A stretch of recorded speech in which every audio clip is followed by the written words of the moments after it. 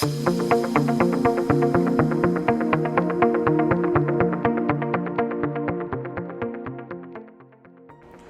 so previously I showed you how to create a recipe named burger.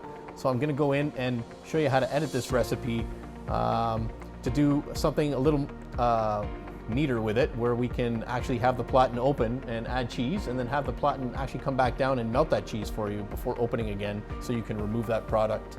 So from the home screen, we're gonna go into the recipe menu. Again, enter the password and select return. So now I'm going to go and find my recipe, which is all the way at the bottom, and highlight it. It's called burger, and hit the pencil in the top right hand corner. So the name is going to stay the same, burger, so I'm going to hit return. I also am okay with my icon, so I'm going to hit the check mark. All these parameters are good, so I'm just going to hit the check mark right through there. And so this is my recipe. It's 1 out of 1 stages. I'm gonna go ahead and add a second stage. Add step, yes. So now I'm on stage 2 of 2. Actually, I want the platen to open.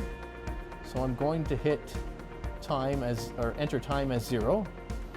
And sorry, I'm gonna put flat cooking yes, which automatically makes the gap open. And I'm going to select a prompt called cheese, and the temperatures will remain the same. So that's my second stage. So what this is doing is telling the platen to open and show the user the prompt to add cheese. So now I'm going to go to the third stage by hitting the right arrow button. Add step yes. Again, it's going to be a 0-second cook time. However, this time I do want to go to a gap. So when I melt the cheese, I probably want to go to a gap that's higher than my cook gap, which was 400. So I'm going to just say 600 arbitrarily.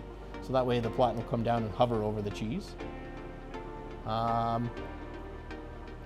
my prompt selection, I'm going to use this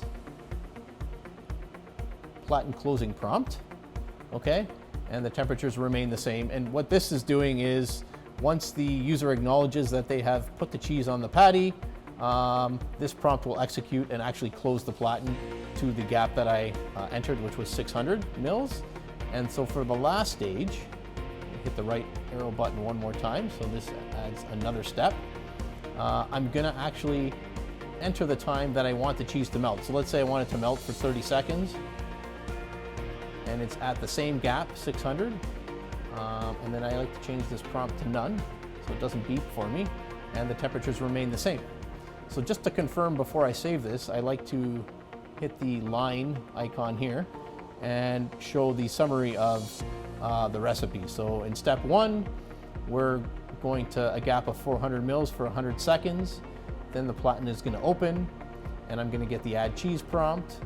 Once the user acknowledges with a green button press that the cheese is there, it'll go to the next stage where the platen is going to close to the 600 mils, and then finally it's going to stay at 600 mils for the 30 seconds, and then finish and open up.